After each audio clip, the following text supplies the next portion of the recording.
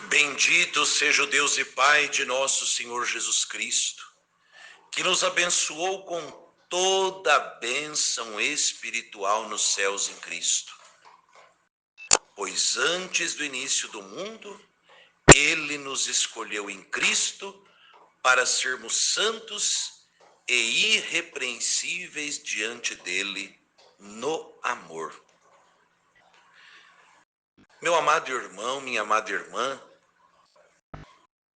que grandeza para a nossa vida saber que o Pai nos amou desde antes da criação do mundo.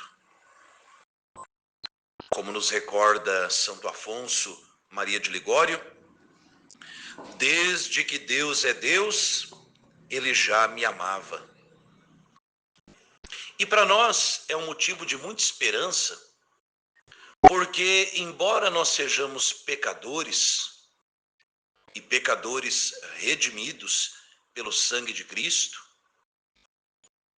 nós precisamos reconhecer as nossas origens.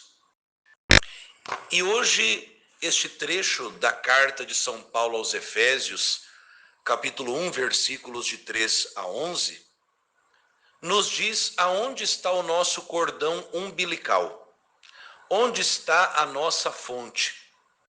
A nossa fonte, a nossa origem, o nosso cordão umbilical, não está em Adão e Eva que pecaram. Nós herdamos o pecado de Adão e Eva. Mas veja o que disse o apóstolo São Paulo. Antes do início do mundo, ou seja, antes mesmo da criação de Adão e Eva, antes que a serpente os seduzisse, antes que eles fossem expulsos do paraíso, antes que o pecado e a morte entrassem no mundo por inveja do diabo, antes de tudo isso, Deus Pai escolheu cada um de nós em Cristo. Eu vou ensinar para vocês uma frase e vocês guardem ela para a vida. Sobretudo quando vocês forem se confessar. Porque isso anima a gente na busca da salvação. Porque cada vez que nós nos confessamos, nós estamos retornando ao projeto de Deus para cada um de nós. O projeto de Deus não é mandar ninguém para o inferno. A gente vai para o inferno por própria culpa e por tentação do diabo. Mas a vontade de Deus é a nossa salvação, né? E Deus nos dá na igreja todos os meios necessários para isso. E a frase é a seguinte: nós estamos mais ligados ao Cristo Salvador do que a Adão pecador. Vou repetir. Nós estamos mais ligados ao Cristo Salvador do que a Adão pecador. O pecado foi um acidente na vida do ser humano, mas o projeto de Deus é nos amar em Cristo antes que o mundo fosse feito. Então, antes que o pecado entrasse na nossa vida, Deus já nos amava. E por isso, ligados ao Cristo Salvador, nós temos a esperança da redenção, nós temos a esperança do perdão, nós temos a esperança e da parte de Deus a certeza de que se você e eu nos deixarmos guiar pelo Espírito Santo, usarmos com sabedoria, com piedade, dos sacramentos, dos meios pelos quais Deus na igreja nos deu para nossa salvação, nós chegaremos à santidade em Deus no amor. Olha que coisa linda. Bendito e louvado seja Deus que nos ama tanto assim. Você já tinha pensado nisso, meu irmão, minha irmã? Eu não disse nenhuma novidade. Está aqui diante dos nossos olhos. Antes do início do mundo, Deus Pai nos escolheu em Cristo. E nos escolheu para quê? Para sermos santos e irrepreensíveis diante dele no amor. O próprio apóstolo São Paulo dirá em outra carta sua: esta é a vontade de Deus a vosso respeito. Dois pontos. A vossa santificação. Deus nos deseja santos para que possamos viver a eternidade com Ele no céu. A grande pergunta é: será que nós hoje queremos ser santos? Uma vez uma senhora perguntou, se não me falha a memória, perguntou a Santo Tomás de Aquino, doutor da igreja, que fez aquele hino tão bonito, o tão sublime sacramento. Perguntou para São Tomás: Frei Tomás, o que é preciso para ser santo?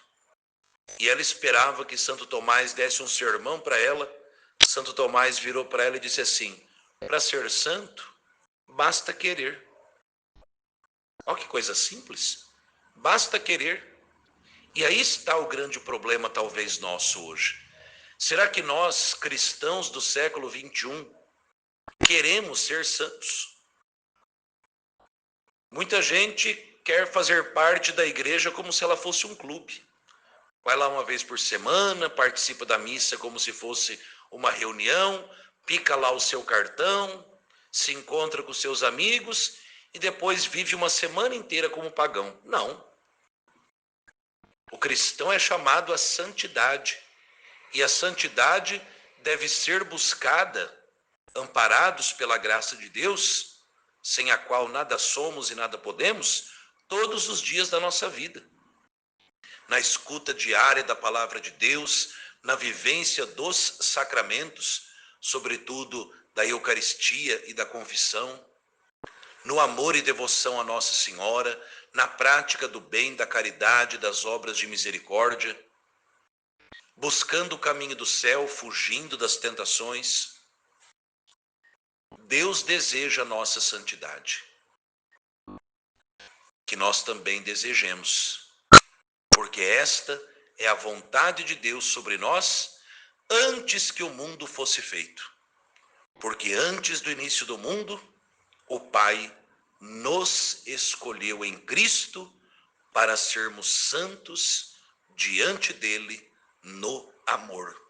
E assim nós fomos feitos herança de Deus. Olha que coisa linda. Fomos feitos herança de Deus. Você, meu irmão, minha irmã, não pertence ao diabo. Cristo Jesus te comprou por preço alto, derramando sangue por mim e por você. Nós somos herança de Deus. Nos entreguemos a Ele, que se entrega a nós de maneira tão excelente no altar da Eucaristia todos os dias.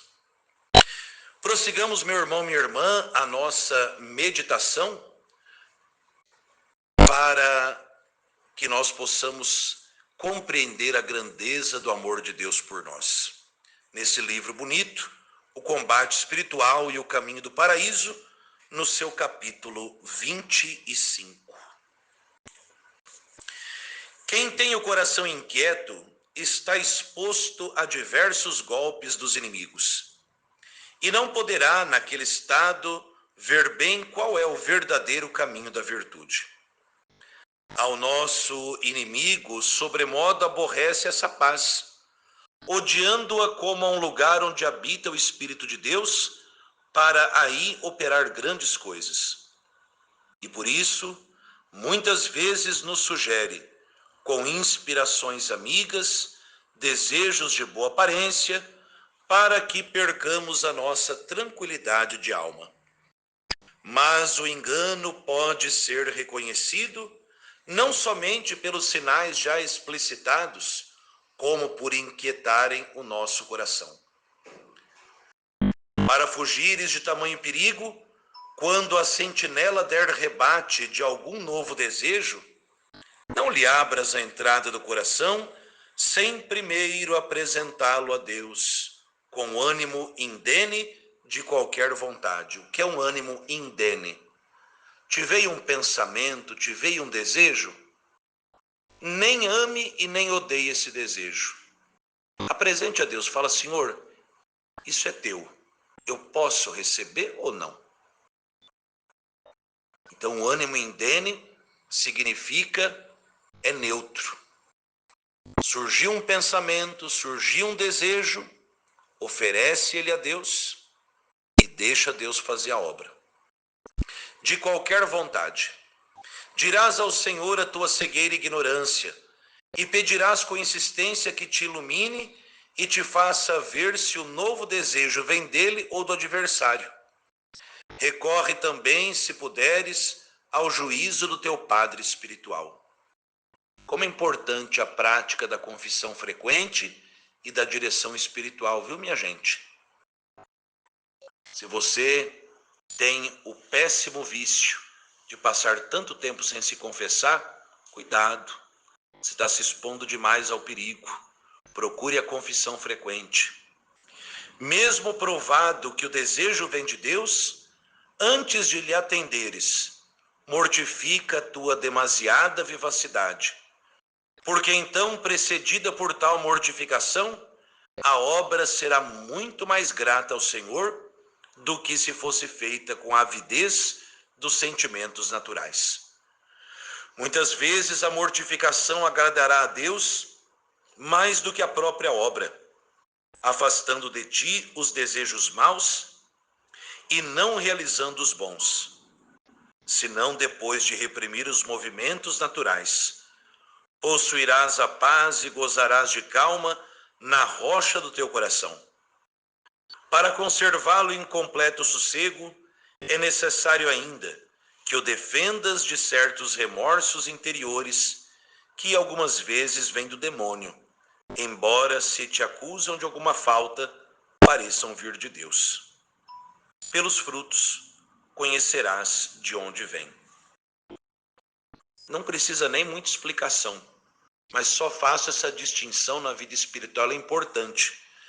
O demônio nos dá remorso, e o remorso não salva ninguém. O Espírito Santo nos dá o arrependimento. O arrependimento é o reconhecimento da falta e o desejo de reparar a falta através de uma vida santa e convertida.